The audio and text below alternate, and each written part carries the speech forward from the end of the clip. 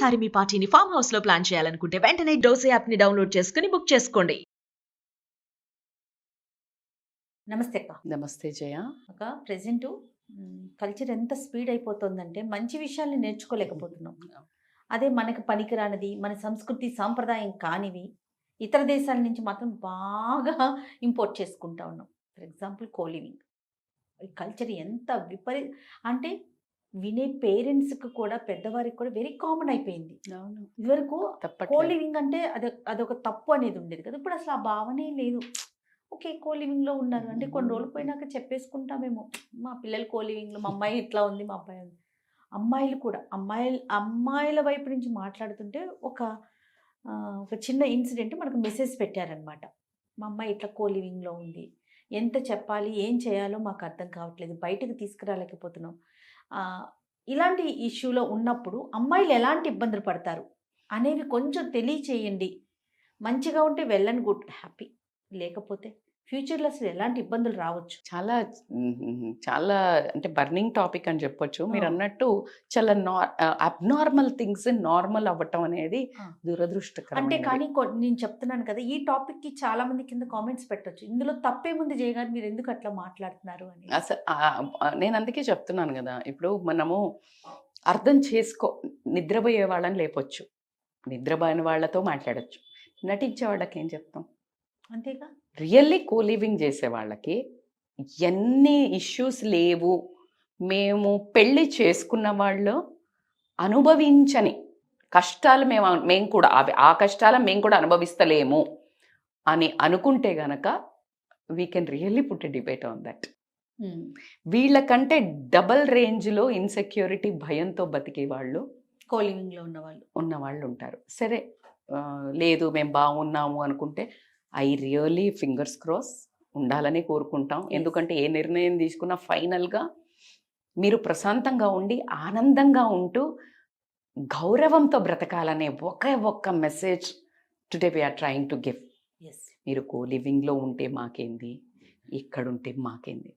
As a women, as a mother, as a sister, I feel when divine నన్ను ఇక్కడ చూస్ చేసుకున్నప్పుడు ఆ లోపల ఆగకుండా చెప్తామే, దీన్నే మీరు మీ మాటలో కొంతమంది అంటారు దుల అంటారు కదా, మీకెందుకమ్మా కెమెరాల ముందు కూర్చొని చెప్పేస్తారు అనే వాళ్ళు కూడా ఉంటారు. But that's okay. బట్ మీకు తెలుసా, నేను ఎన్ని చోట్ల వెళ్తుంటే మాకు చాలా ఉపయోగపడ్డాయి అనే వాళ్ళు కూడా ఉన్నారు. అప్పుడు నువ్వు ఎవరిది వినాలి? మనం నేర్పించే పాలసీ ఏంటి? Go with a positive vibe, don't carry negative vibe. ఇప్పుడు నేను వాళ్ళు అలా అన్నారు అని మనం ఇలా చెయ్యకుండా ఉంటే, మన వాయిస్ కోసము, మన వాయిస్ మనం చెప్తే అమ్మలాగా అక్కలాగా చెప్తోంది విందాము అనే పిల్లలకు అన్యాయం జరిగిపోద్ది. కాబట్టి let's take this topic ahead. ఈ టాపిక్ తీసుకునే ముందు కూడా నేను అక్కతో కెమెరాకి బిఫోర్ దట్ ఒకసారి డిస్కస్ చేద్దామా, ఏమైనా నెగిటివిటీ వస్తుందా, ప్రెజెన్స్ అంటే చూడండి, మీరు భయపడాల్సి వస్తుంది. చేసేవాళ్ళు, తప్పు చేసేవాళ్ళు, అది అబ్సల్యూట్లీ ఆలోచన మనకు అవసరమా అని, ఎందుకు నెగిటివిటీ అన్నట్టు మీరు అనుకుంటే మాత్రం డెఫినెట్ గా చేయాలి. ఇప్పుడు తను అన్నట్లుగా నాకు ఉంటుంది. ఎందుకంటే నాకు నేను మీకు ఇన్స్టాలో మెసేజెస్ ఇందాక చూపించినట్టు, ఇలా నన్ను వాడుకొని వదిలేశారు మేడం, నేను డిప్రెషన్లోకి వెళ్తున్నాను ఒక అమ్మాయిలు పెట్టినప్పుడు, ఖచ్చితంగా for me it is genuine reason and నా ఒక బాధ్యతగా ఫీల్ అయ్యి నేను ఇది చేస్తున్నాను. ఖచ్చితంగా ఒకటి చెప్పండి, ఫ్రీడమ్ ఎవరికి కావద్దు? ప్రతి ఒక్కళ్ళం ఈరోజు మనం మాట్లాడుకునే వర్డ్ పేరేంటి? ఫ్రీడమ్. ఫ్రీడమ్. గాంధీజీ అప్పుడు ఫైట్ చేశాడు ఫ్రీడమ్. ఎవరి చేతుల్లో నుంచి ఫ్రీడము?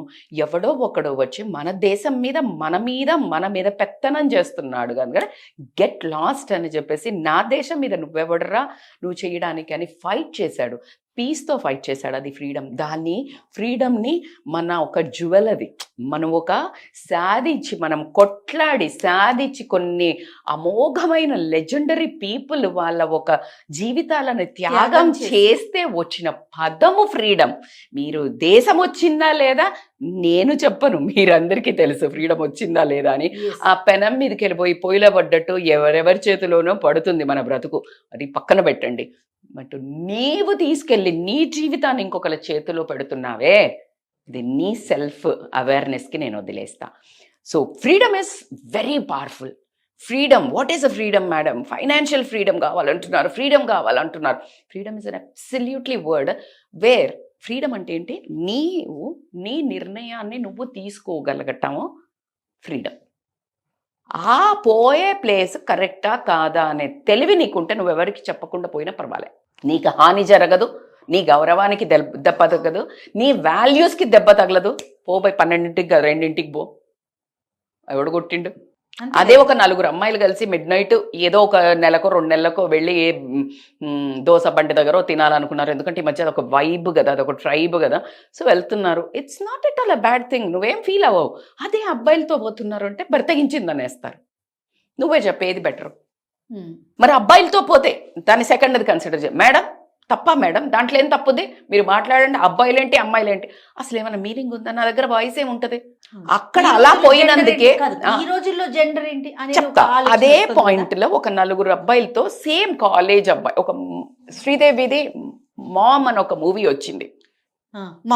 మామ్ అది ఒక సినిమా అని మీరు అనుకుంటారు, అలాంటి రియల్ లైఫ్ ఇన్సిడెంట్స్ అని. దాంతో ఒకటి బంజారా హిల్స్ లో అయింది. నా మనసులో ముద్ర ఉండిపోయింది. ఒక అమ్మాయి ఎక్కడో వెళ్ళింది, వస్తూ ఉన్నప్పుడు వాళ్ళ ఫ్రెండ్స్ ఆమెకు చాలా ఏళ్ల నుంచి తెలుసు, మోస్ట్లీ చిన్నప్పటి నుంచి కూడా ఎక్కించుకున్నారు. వాళ్ళ నాన్నకి నేను అరగంటలో వస్తాను అమ్మాయిని, తెల్లారి 4 వరకు రేప్ చేసి వాళ్ళ ఇంటి చుట్టూ తిరుగుతా అక్కడ పడేసిండ్రు. అందుకు తల్లి వద్దంటున్నాము. భయం. మీరు మాకు లక్ష్మీదేవి, సరస్వతి, నువ్వు ఒక దుర్గాదేవి, నిన్ను మేము దాచుకోవాలనుకుంటున్నాము. నువ్వు నేనంతే. నువ్వు పెట్టుకున్న కంపారిజనే రాంగ్. అంటే మొగోళ్ళు పోవచ్చా? అర్రే కాదురా బంగారం, మొగోళ్ళు పోవచ్చా కాదు, అసలు నువ్వు కంపారిజనే రాంగ్. మొగోళ్ళ దాకా కష్టపడుతుంది. నాకు అసలు ఆ వర్డ్ ఏంటి, ఎంత మొగోళ్ళలాగా కష్టపడడం ఏంటి? నీకు ఆడదల్లా కష్టపడవచ్చు. ఆ వర్డ్స్ యూజ్ చేయటంలోనే మనకు మొగాళ్లను, బికాజ్ యాక్చువల్లీ ఇది పుట్టించింది కూడా మేబీ ఖచ్చితంగా నేనేం ఫెమినిస్ట్ కాదు, మీకు తెలుసు. నేను ఖచ్చితంగా ఇద్దరు వైపు మాట్లాడతా, కానీ పుట్టించింది మొగాళ్ళు అయి ఉంటుంది. ఎందుకంటే ఈ ఆడవాళ్ళు మరీ ఎక్కువ చేసేస్తారు కదా, ఎక్కువ అంటే 4 పనులు చేయగలుగుతారనే పేరుంది, శక్తి అనే పేరుంది. ఒక రాక్షసుని చంపలేనప్పుడు బ్రహ్మ విష్ణు మహేశ్వరులు పోయి కూడా ఒక దుర్గాని కొలిస్తే ఆవిడ దుర్గాష్టమి వచ్చింది మనకి. ఇంకా నేనేం ఎవిడెన్స్ ఇవ్వాలి? నేను ఎందుకు క్లెయిమ్ చేయాలా నేను గొప్ప అని? నేను మెన్కి ఈక్వల్ అని నేను ఎందుకు కిందకు రావాలా?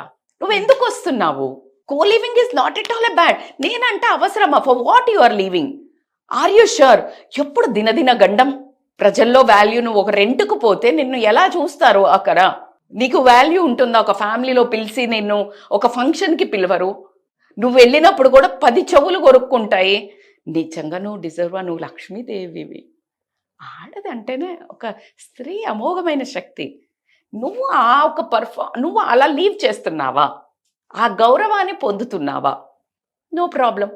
Freedom with awareness, without awareness. Freedom అనేది నేను ఎందుకు ఈ ఫ్రీడమ్ని వాడుతున్నాను అవేర్నెస్ లేకుండా చేస్తే మాత్రం అది సెల్ఫ్ డిస్ట్రక్షనా కాదా మీరు చెప్పండి? డెఫినెట్గా. సో బేసికల్గా ఏంటంటే ఫ్రీడమ్ కో లివింగ్లో ఏమవుతుంది అంటారా, ఒకటి ఫైనాన్షియల్, అసలు పెళ్లి చేసుకున్న వాళ్ళకే దిక్కు లేదు, ఫైనాన్షియల్ సెక్యూరిటీ. బాగా చెప్పారు. వదిలేస్తే వాడు ఎట్ట వదిలించుకుందామా అని చూస్తున్నారు. ఒకవేళ సరే రెండో వైపు మాట్లాడినా కూడా అమ్మాయిలు క్లెయిమ్ చేసుకుంటున్నారు, అప్పుడు నిన్ను రోడ్డున పడేస్తారు. ఇప్పుడు అందుకే ఈ భయంకరమైన సుప్రీంకోర్టు ఉండొచ్చని ఎంత చెప్పిందో, ఆస్తిలో కూడా వాటా ఇవ్వాలి అని వచ్చేసింది ఆల్రెడీ. అంటే ఇండైరెక్ట్ గా నిన్ను మళ్ళీ బాండ్ చేస్తున్నారుగా. అవును, అంటే ఎటుపడే మళ్ళీ ముడేస్తుంది కోర్టు. మరి అలాంటప్పుడు అసలు ఇటువైపు ఎందుకు మొగ్గు చూపుతున్నారు ఎందుకు అని అంటే, దిల్ మాంగే మోర్ అనే యాటిట్యూడ్ వచ్చింది. ఇప్పుడు నాకు ఈ ఒక డ్రెస్ మనకు విపరీతంగా నచ్చి కొనుక్కుంటాం, ఒక చీర, ఒక డ్రెస్, ఏదో ఒకటి కొనుక్కున్న తర్వాత నువ్వు అప్గ్రేడ్ అవుతున్నావా లేదా? నెక్స్ట్ 4 రోజులకి అమ్మ బాగాలేదు ఇంకోటి కొనుక్కుందా. డిజైన్లో చేసేటోళ్ళు అయితే పోతే శారీ షాప్లో మొత్తుకుంటున్నారు, మేడం అసలు ఎట్లా మారుస్తాం మేడం, ఏం తీసుకొస్తాం, ఇది పాత మోడలే. ఏడికి పోతారు? ఎందుకు నీకు ప్రతిదీ కొత్తది కావాలి? ఈ కొత్తదనం వస్తువుల్లో కోరుకుంటున్నట్టే మనుషుల్లో కోరుకుంటున్నారు. బికాజ్ నెక్స్ట్ చూసినప్పుడు ఇంకొక అమ్మాయో ఇంకొక అబ్బాయో మంచిగా కనిపించినప్పుడు వీడితోటి కనెక్షన్ ఈజీ కట్ చేసుకునేవి. అందుకోసం దీనికి ఇంట్రెస్ట్ చూపిస్తున్నారు. అంటే ఎందుకు భరించాలి మేడం? మా అమ్మ భరించింది, ఇది మళ్ళా సొసైటీ రుద్దింది ఒకప్పుడు. తొక్కి తొక్కి తొక్కి తొక్కి తొక్కి నువ్వు పెళ్లి చేసుకున్నావు కదా, ఎట్లా డైవర్స్ అడుగుతావా? చూస్తే అట్లీస్ట్ నువ్వు చూస్తా డైవర్స్ చాలా కష్టం కదా. అప్పుడు ముప్పు తిప్పలు పెట్టి 3 చెరువుల నీళ్లు తాగించేటోళ్ళు కదా 2 వైపులా. అవునవును. అయ్యే వరకు ఏమైందంటే ఇప్పుడు కాగితం గీతం ఏం లేదు, ఇది ట్రస్ట్ మీద నిలబడాలి. మరి పెళ్లి చేసుకున్నాక అదే బుద్ధి తెచ్చుకుంటే అయిపోతుంది కదా. బట్ లేదు కాన్ఫిడెన్స్. ఎప్పుడంటే అప్పుడు నేను ఒక్కసారి చెప్పండి, మీరు ఇప్పుడు ఆ కోలివింగ్ లో కోరుకునేది ఏంటి? వితౌట్ ఎనీ బాండింగ్ మేము ఫిజికల్ గా దగ్గర ఉండొచ్చు అని.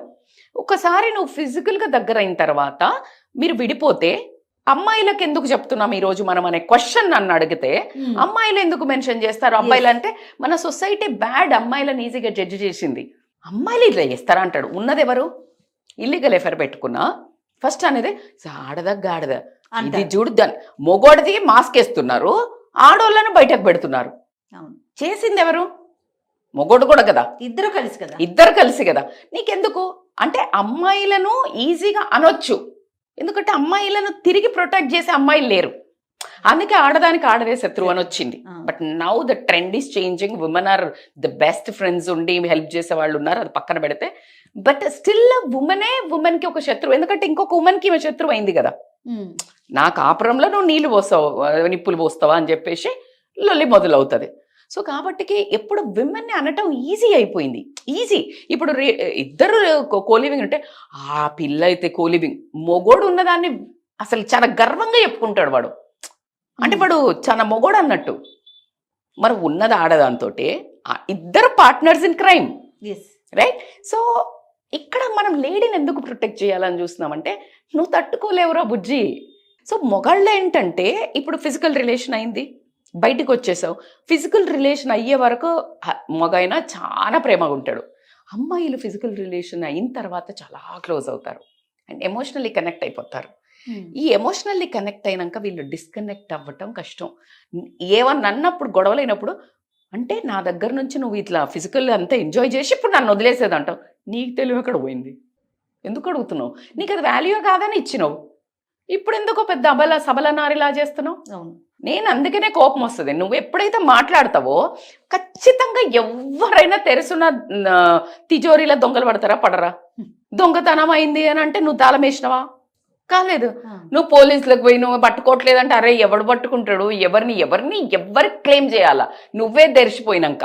సో కాబట్టి అండ్ ప్రెగ్నెన్సీ అబ్సల్యూట్లీ. ఇప్పుడు ఫినాన్స్ ఒకటి పరుగు పోతుంది, ఆ మొగోడికి పెళ్లి జల్దీ అవుతుంది, మళ్ళా ఇంకో గర్ల్ ఫ్రెండ్ కూడా దొరుకుతుందో ఏమవుతుందో. కానీ అమ్మాయిని బై ఛాన్స్ ఫస్ట్ పెళ్ళవ్వడం చాలా కష్టము. ఈ అమ్మాయి అసలు ఆ ట్రామా నుంచి బయటికి రావడం అంటే మోసపోయిన నేను అనే అబ్బాయి మోసపోయినా అనే హెవీ వెయిట్ కంటే అమ్మాయి మోసపోయినా అనే బాధ ఎక్కువ చూపిస్తారు. వీడు మోసం చేసిండు నన్ను వాడుకున్నాడు, మోసం చేసిండు నన్ను వాడుకున్నాడు, ఇదే మాట. నువ్వు వాడుకునేటట్టు ఆ వర్డ్ ఎందుకు ఇచ్చావు అధికారం అనేది నేను. కాన్సిక్వెన్సెస్ లో ఒకవేళ ప్రెగ్నెన్సీ వచ్చింది, ఎవరు బాధ్యత? ఇప్పుడు ప్రెగ్నెన్సీ వస్తే వాడు వెళ్ళిపోయాడు, ఎవరు ఈ పాపను కనాలి? కనకపోతే నీకు నరకము, ఒక బేబీని చంపినట్టు. సొసైటీలో ఏంటి, నీ తల్లిదండ్రుల పరిస్థితి ఏంటి? ఎంత కాన్సిక్వెన్సెస్. సింగిల్ చైల్డ్ని పెంచితే కూడా ఎంత ఆదరించినా కూడా వాళ్ళకి ఒక రకమైన మన సెల్ఫ్ కంట్రోల్ లేక, సెల్ఫ్ డిసిషన్ ప్రాపర్గా లేక, ఫ్రీడమ్ని మిస్యూజ్ చేసుకోవటం వల్ల ఒక చిన్న బేబీని నువ్వు ఎట్లా సఫర్ చేస్తావు? So it's consequences. అయిపోయింది 10 నిమిషాలు అంతే, ఎంజాయ్మెంటే చూస్తున్నారు, కాన్సిక్వెన్సెస్ చూడడం లేదు. So that's why we protect and we try to give this kind of messages. Be clear. కోలివింగ్లో వెళ్తున్నప్పుడు మీరు లైఫ్ టైం ఏం వాంటింగ్ అది మళ్ళా పిటి అవ్వకండి. మళ్ళీ ఒక నేను భాగ్యరాలు నేను మోసపోయినా అనేది నువ్వు పెట్టుకోకు, క్లెయిమ్ చెయ్యొద్దు. ఎట్లా క్లెయిమ్ చేస్తావు? నీకు పవరే లేదు, క్లెయిమ్ చేసే పవర్ లేదు. కాబట్టి so very very emotional topic for me because I care for both men and women. It is not girls. అమ్మాయిలైనా అబ్బాయిలైనా ఆచితూచి అడిగేయండి. ఎందుకంటే మిమ్మల్ని the most important valuable thing if I want to tell అంటే అసలు ఒక బంధుత్వాలు లేకుండా నిన్ను నమ్మి ఆ మనిషి కానీ అమ్మాయి కానీ అబ్బాయి కానీ ఒక ఇంట్లో ఉంటున్నారంటే అంటే అసలు ఒకరి మీద ఒకరికి ఎంత నమ్మకం ఉండాలి. కానీ ఆ నమ్మకాన్ని కాపాడుకోవడానికి ఏ తాడు తైతక్కలు లేకుండా ఎంటర్ అయ్యారు అంటే అసలు అమేజింగ్ రిలేషన్ వాళ్ళది, అలా ఉండాలి. కానీ అది కాపాడుకొని చూపించండి. పెద్దవాళ్ళందరూ సలాం కొడతాం. అది నిలబెట్టండి. అరే ఇది కదా పెళ్లి చేసుకున్న వాళ్ళకంటే వీళ్ళని చూసి నేర్చుకోండిరా అని చెప్పే స్టేజ్కి మమ్మల్ని తేండి, మిమ్మల్ని అప్రిషియేట్ చేస్తాం. Value not in the thread, secret థ్రెడ్లో లేదు. అవును, మనసులో ఉండాలి. నమ్మకాన్ని నిలబెట్టుకోవాలి, ఈ బంధాన్ని నిలబెట్టాలి. ఏ పదం లేకుండా, ఏ తాడు లేకుండా ఈ అమ్మాయి నన్ను నమ్మొచ్చిందంటే మహారాణిలా చూసుకోవాలి. ఈ అబ్బాయి నమ్మి నన్ను వచ్చాడు అని అంటే నా జీవితాంతం నేను ఇతన్ని ట్రస్ట్ని కోల్పోకూడదు అనే ఇద్దరు మ్యూచువల్ అని అంటే that co living is equal to marriage అనేది స్టేట్మెంట్ పాస్ అవుతుంది వెరీ సూన్. నమస్తే. నమస్తే.